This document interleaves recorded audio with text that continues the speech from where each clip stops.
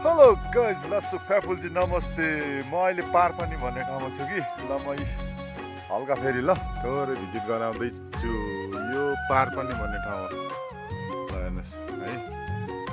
यो उता माथि हाम्रो पहिला भनेवाला घरहरू हो माथि अब देखिँदैछ हो माथि बजार भोजपुर बजार होइन हेर्नुहोस् यसरी सर